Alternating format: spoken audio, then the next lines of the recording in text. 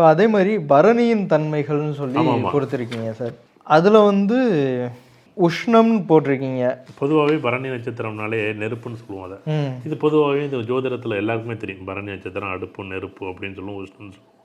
உஷ்ணம்னு சொல்லுவோம். இது என்ன அப்படின்னா சுறுசுறுன்னு நிற்கும் ஒரு விஷயத்தில், சும்மாவே இருக்க மாட்டான். அதான் வந்து பார்த்திங்கன்னா இது என்னடா இப்படி நிற்கிறானே, காலில் வெண்ணி தண்ணி ஊற்றின மாதிரி இருக்கும்ல.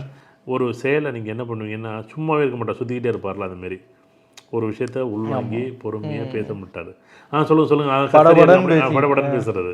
அப்போ அந்த ஒரே ஒரு பரணி நட்சத்திரத்துக்கு அமைப்படி இருக்கும். அதில் ஒன்றுமே நீங்கள் பார்த்தீங்கன்னா அதில் நிறையா இருக்கும். பார்த்தீங்கன்னா திராசை பயன்படுத்தணும். ஒருத்தர் வந்து என்ன பண்ணணும், திராசை பயன்படுத்துறது வந்து இது வந்து சரியாக தவறாங்கிறத படக்குன்னு பேசுவாங்க.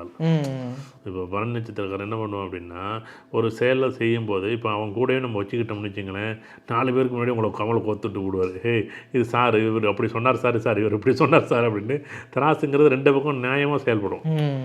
கல் வச்சா இங்கிட்டு யார் பக்கம் வேணாலும் சாயும். ஆனாலும் திராசுன்னு 2 பக்கம் கல் எடுத்துட்டிங்கன்னா அது எப்படி நியாயமாக என்ன பண்ணணும், அது 2 பக்கமும் சரிசமமாக, அது பொருள் பக்கமாக இருந்தாலும் சரி, எடைக்கல் பக்கமாக இருந்தாலும் சரி சரிசமமாக இருக்கும். இப்படி தான் அது கொண்டாடும் அந்த திராசு.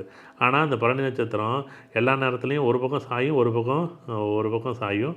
ஆனாலும் சரிசமமாக அதுவாக இருந்துச்சுன்னா உண்மையிலே 100% சரியாக இருக்கும். அது கொண்டாடணும் அதை பரணி நட்சத்திரத்தை.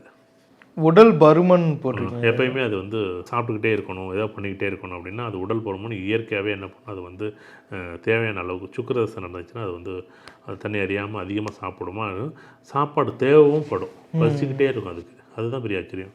இந்த சுக்கிரதசை நடந்தாலே ஏதாச்சும் ஒரு பசி இருந்துக்கிட்டே இருக்கும். அது கேஸ்ட்ரிக்கால் வரக்கூடிய பசி. அதுக்காக போட்டு போராடணும். பாவம். பல் கண் அப்படின்னு 2 புலன்களை, கண் பல் அப்படிங்கிறதுக்கு இப்போ உதாரணமாக எம்பிபிஎஸ் படிக்கலாம்னு கேட்டிங்க. உதாரணத்துக்கு நான் என்ன நிறைய சொல்லலாம். நீங்கள் அந்த ஒரு வார்த்தைக்கு நீங்கள் சொன்னீங்கன்னு வச்சுக்கலேன். இப்போ உதாரணமாக நான் என்ன சொல்லுவேன் அப்படின்னா, சார் நீங்கள் பல் டாக்டர் படிக்கலாமா கண் டாக்டர் படிக்கலாமான்னா 2 டாக்டரும் ஓகே படிக்கலாம், ஏடி டாக்டர் படிங்க அப்படின்னு சொல்லுவேன். எம்பிபிஎஸ் படிக்கலாம். கண்ணை வந்து அடையாளப்படுத்துறது, கண்ணை வந்து அந்த விழியை வந்து அடையாளப்படுத்துறது, நல்லா விரிந்த நிலையில் பார்க்குறது. இந்த பல்லும் அந்தமாரி வரிசையாக அடுக்காக இருக்கிறது இந்த பரணி நட்சத்திரம் அப்படின்னு பார்த்தோன்னே சொல்கிறது.